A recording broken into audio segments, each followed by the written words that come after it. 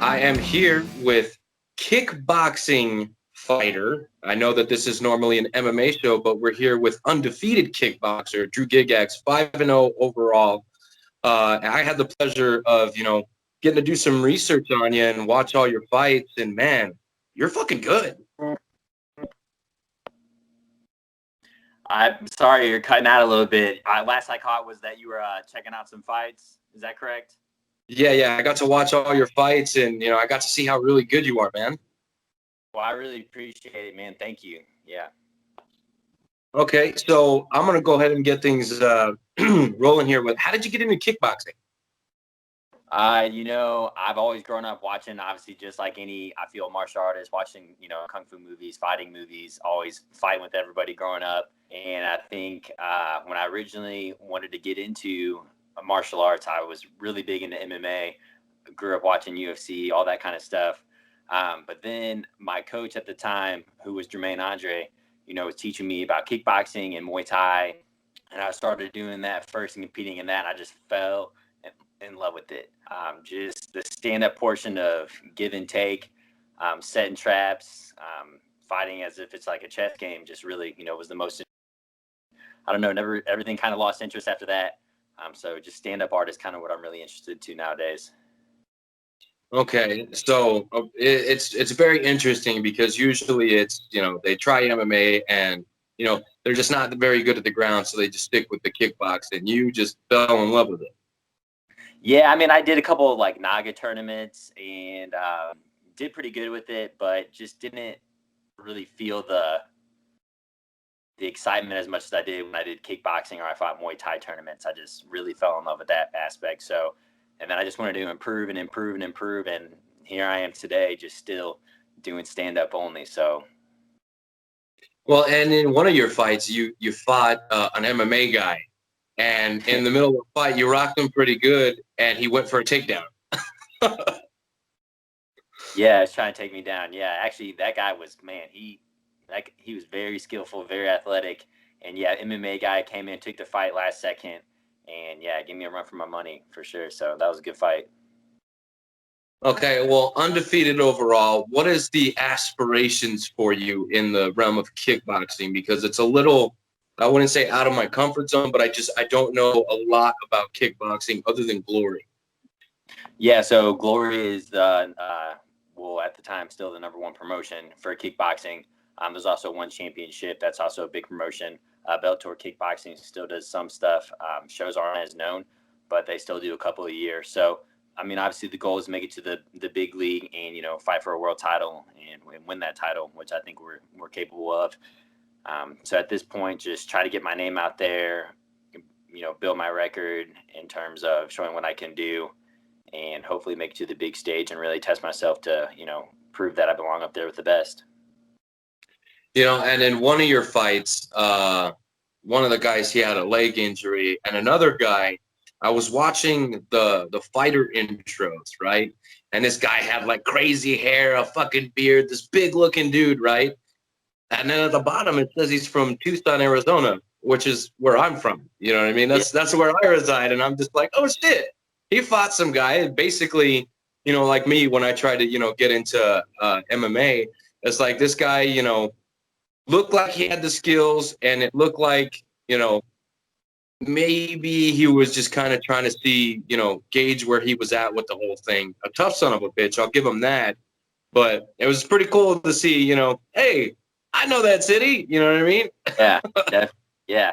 I fought all over in the U.S. And I also got, I had a chance to go down to Havana, Cuba, fight for Team USA through Waco. So that was, a great experience as well. So, I'm just grateful for any opportunity I can get, really. Well, and you're not very big on turning shit down. I mean, you'll take late notice replacements. You'll fight guys that, are way bigger than you. All of the guy that you fought, the MMA guy, he was huge. Yeah. Actually, as an amateur, I took fights. My fight weight was 170. I took fights, 85, 90, 95, 205, 210. I even took a fight at 215, and I weighed in at 176. I fought down in Florida against a guy that was 215 and for Muay Thai, and that was a bang up fight, but we got the job done for that one. Okay, and through your amateur career, you're undefeated as well, right? I actually, as an amateur, I went 18-2. So Okay. yeah. Okay. Now, with kickboxing and Muay Thai, the amateur is a lot more extensive than your traditional MMA. Usually, guys will take 4 or 5 fights on the amateur level, and then they turn pro. So with kickboxing and Muay Thai, it's not uncommon to see something like an 18-2 record for an amateur. So, what made you decide to go pro once you were done, with the Emmys? Well, the issue was towards the end of my amateur career, it was getting harder to find fights. I think between my last amateur fight, my last two, it took me 9 months to find a fight. And there wasn't as many tournaments going around then. So I wasn't too familiar with the tournaments. I mean, I did a couple at that time, but not as much as, yearly or annual as they are now. So I kind of just went prep to that. Plus, in kickboxing and Muay Thai, I mean, you got to think besides the U.S., I mean, the Thais, if you think of Muay Thai, they have 200-300 fights. In kickboxing, same thing. You'll get 60-70 fights before you're 20-21, and so forth. So I think with kickboxing, I just wanted to prove to myself first, I do have what it takes to just to continue at this level and stay at the top. And once I hit that with the amateur, I want to turn pro and continue that pace. But primarily, I stayed amateur for that many fights just to gain the experience, make sure I've seen all the different types of stand-up that I would be seeing, and just go from there. Okay, and then has it been difficult for you to find fights once you turned pro? It hasn't been hard yet. It seems that opponents are there willing to fight, and especially in kickboxing and Muay Thai, you get a lot of other disciplines that can kind of feed into that. With MMA guys who want to improve their stand-up, sometimes we'll come over for kickboxing. We try to steer those away just so we can really test ourselves. We're looking for the main stand-up people that do kickboxing, Muay Thai. And then Muay Thai and kickboxing, although they are their own art, similar rule set, so you can fluctuate back and forth. Okay, and growing up, getting into this whole kickboxing scene, right? Oh, there's Nick right there. Getting into the whole kickboxing scene. Yeah, I told him that I'd have you on, so he's probably just saying, "Oh, hell yeah, bruv." But was there one particular fighter where you're like, I want to be that dude? You know what I mean? Oh, yeah, for sure. I think my kickboxing, I mean, I tip my hat off to all the greats just for the things that they've done. I follow a lot of fighters. I watch fights every day. My wife is constant, and my kids are constantly like, "Dad, are you watching fights?" They constantly hear me in the hallway or in the car, or I'm at work, or I'm at home. I'm just watching fights 24/7. I love to study. I feel like you can watch the same fight 50 times and learn something new.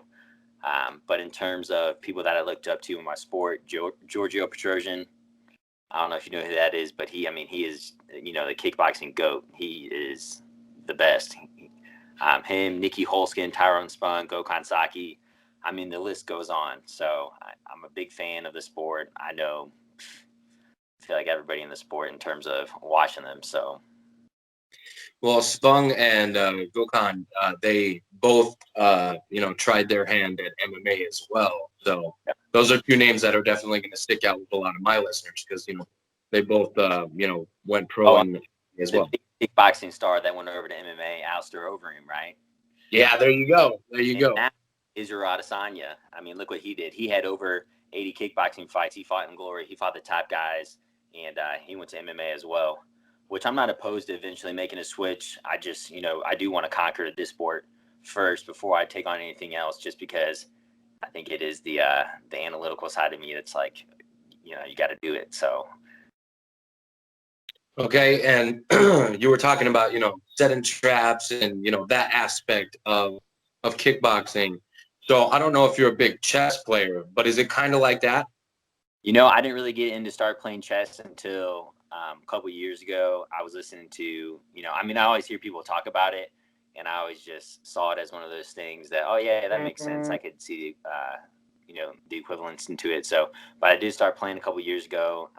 I'm not the best at it still, But yeah, it is very similar. You know, you sometimes have to throw the bait out there to get people to bite on it in order to, you know, throw your combination or your strike. So I think it is very similar.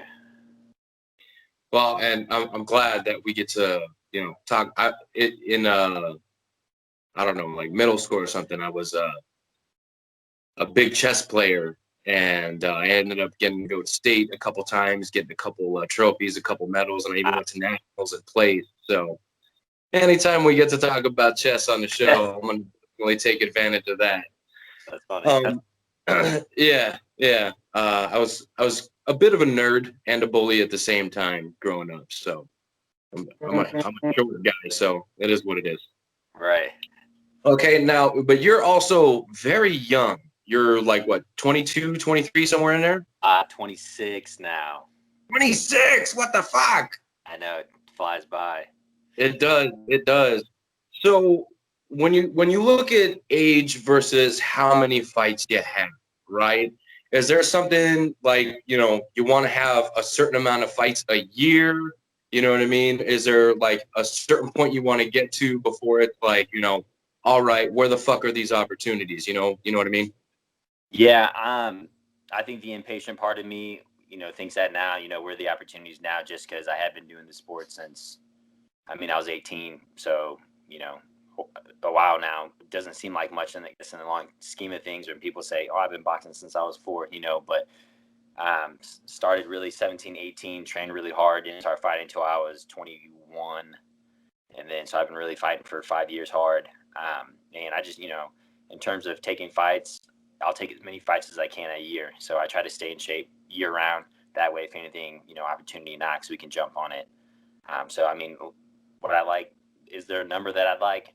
I can't really put a number on it just because I want to fight as much as I can. But, you know, injuries sometimes happens after fights and things like that. So it really just depends on the schedule.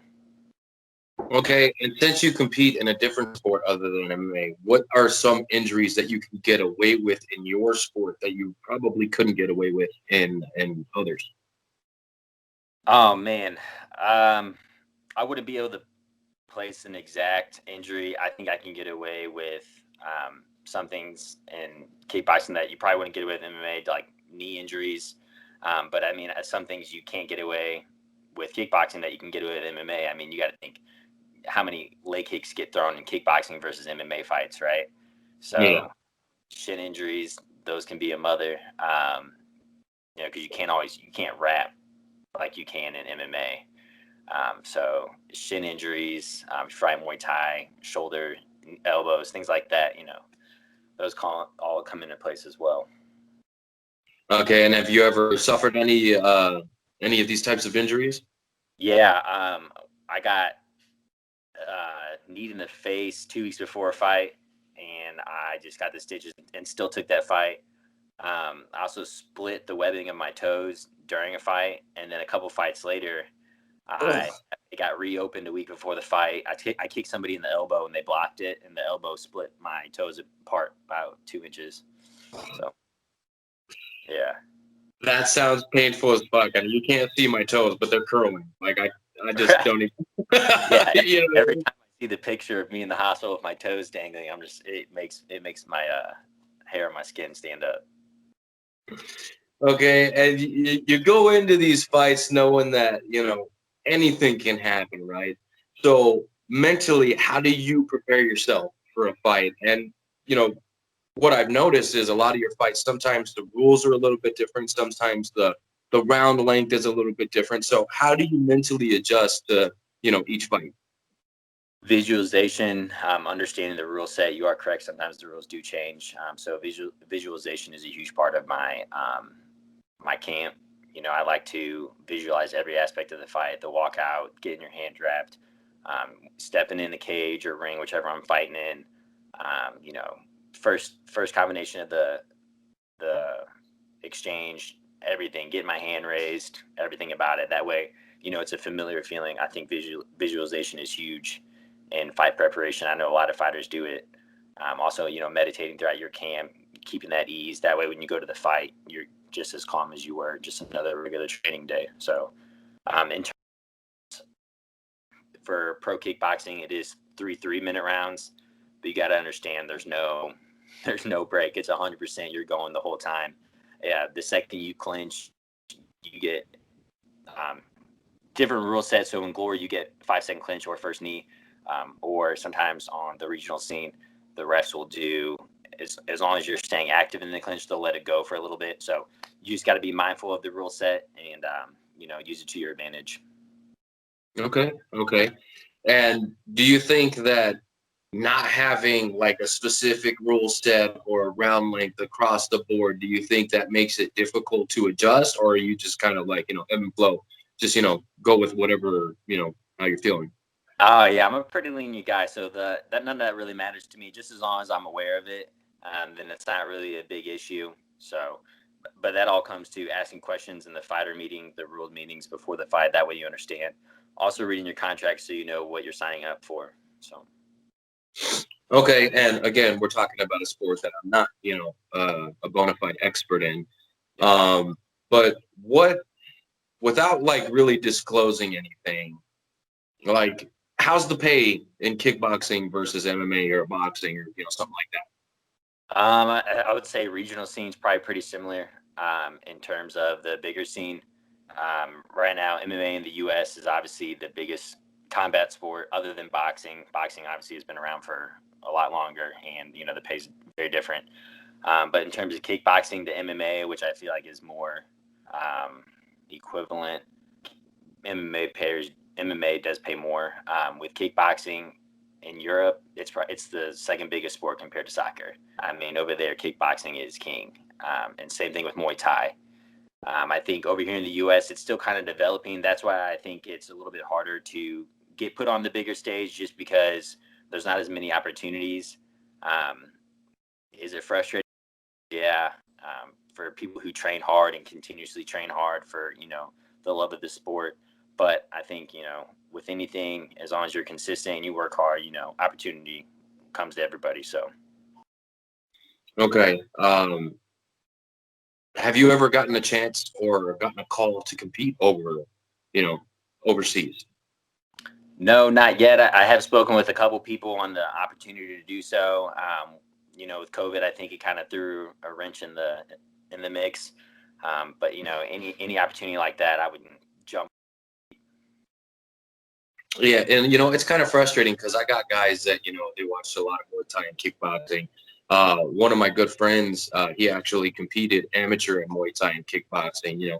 Has a couple titles and whatnot, and he was telling me that over here in the States, like it's just a whole lot of people not understanding the sport. You know what I mean?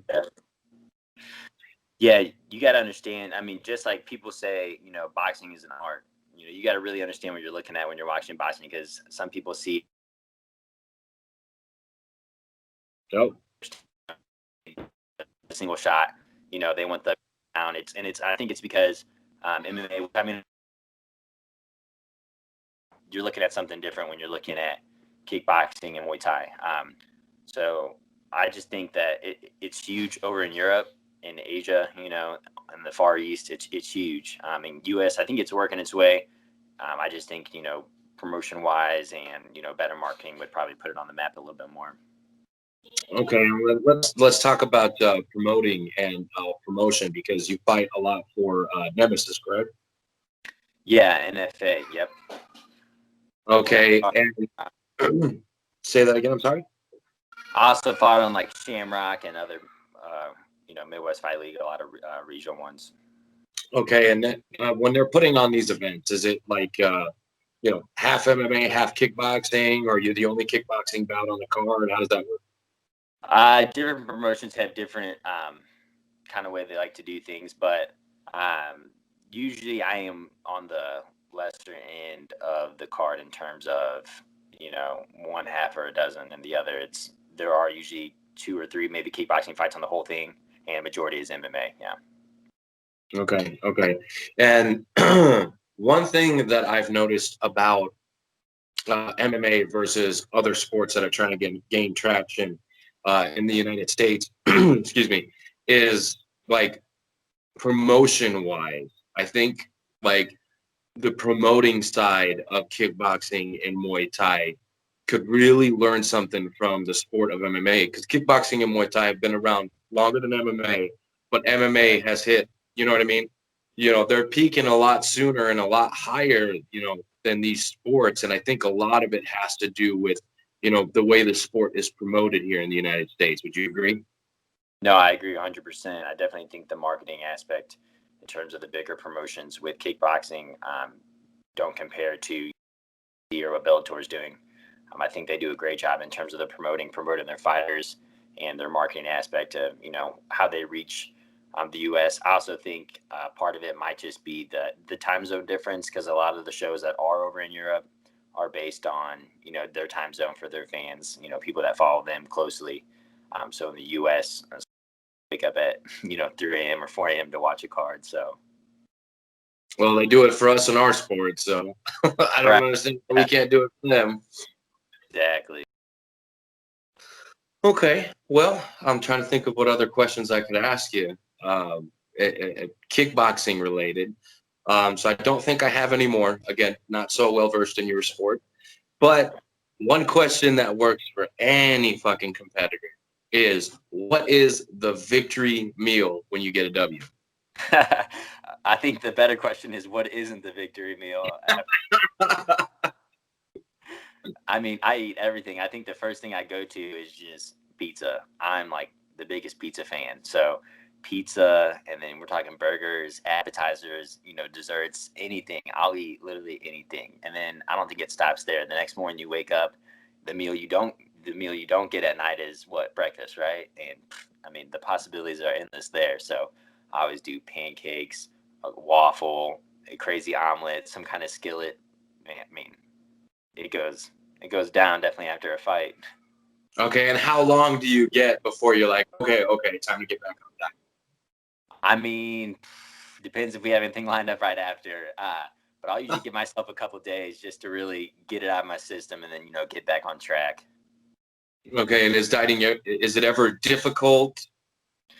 I wouldn't say it's difficult. I'm a pretty easy person. I do all my meal preps. My wife and I meal prep every Sunday. We make all of our meals for the week. So, we stay pretty consistent. She tracks my macros for me in terms of what I should be eating. I plan out my workouts. Everything's lined up for the week. So as long as we're hitting everything on the dot, we're usually pretty good during the week. Okay, and pretty young in your pro career, are you a full-time fighter, or do you also have a job? Oh, I also work full-time. But yeah, I do. I mean, full-time train twice a day. So. Okay, and what do you do during the day? I work for an insurance company. So I do that 7:30 to 4, and then I wake up early. I run. I eat, and then I go to work, come home, hang out with the family, and then go train at night. So. Damn. Yeah, it is. Sometimes it can be tasking, but luckily I have a wife who supports me, and kids that love me. So, and I'm working from home ever since March for COVID. So, I get to see the family a lot more. It makes it easier to go out there and train, get the job done. Well, and I think that's something that a lot of people are going to realize, is that a lot of companies don't need you at the job. You know what I mean? Yep. So I understand that a lot of companies are actually looking at that and saying, well, shit, you know what I mean? You don't have an office anymore. They don't have to lease the building, so they're going to save money that way. You know what I mean? Right. So I can definitely see that happening. But you said you work for an insurance company, so that makes me wonder, is your job the collector? Because that'd be kind of cool. I wish. Now, that would be a pretty cool job. No, I work bodily injury for, auto accidents. So. Okay. All right. So if I get into an accident and they fuck up my neck, I'm giving you a call. Gotcha. Right. Yeah, exactly. Yeah. And I'll get you to go collect. That's right. What I'm going to do. Yeah, running into issues, I'll be there for you. There we go. All right. Well, first things first, I want to thank you for jumping on the call with me. I know it's been, a wild ride trying to, narrow it down to a time that works for both of us. So I appreciate you working with me. And, I fucked the dog on Monday. We were supposed to get together then, and I ended up stuck at the shop getting my car fixed. It literally took from 9 to 5, from the whole time the shop was open. So I took that time to watch all your fights, and I had a blast. So, You know, Thank a you. blessing in disguise. A blessing in disguise. At least you were able to keep me entertained the whole time I was there. But again, I want to thank you for the time. Okay. You know, as soon as you get another fight, you know, let me know. We can preview your opponents. We can do all that shit, or we could just fucking have a watch party, you know, from here to Missouri. You know what I'm saying? Yeah, for sure, for sure. Yeah, man. Thank you for having me on, and thank you, you know, to Nick Sampson for connecting us and be able to make this happen. So yeah, HKA, thank you for everything. A little bit. So I want to give you as much time as you'd like to thank any sponsors, training partners, coaches, whatever you'd like. Go ahead, man. The floor is yours. Yeah, man. Just thank you to my main coach, Quentin O'Brien. You know, he's really helped me out a lot. I switched over to him almost 2 years now. So we've been together. He makes all my strength and conditioning programs, helps me with all my training, and you know, he's been a big part of this my career as of now. So thanks to him, thanks to HKA, Nick Sampson, everything that you guys have done for me. So really appreciate it. All right. Well, again, I thank you for the time, and I can't wait to see you get back in there, man. Because, like I said, I got to watch all your fights. I know how good you are. Your distance management is ridiculous. Your striking is phenomenal. If you ever ventured into my sport, I think you could give a lot of people problems, man. Thank you, man. I really appreciate that. You never know. Might be on the lookout one day. Israel Adesanya. There we go. Right. Yeah, exactly. I'm going to take the title here in kickboxing and might make the transition. You never know. Well, it'll be a lot easier for you, you know, being at the highest level in your sport. And I really think you're on your way there, man. Right, man. Well, thank you. I really appreciate that. All right, man. Well, thanks for the time. We'll talk soon, okay? All right, man. Take care. Thank you. All right. You're welcome. Later.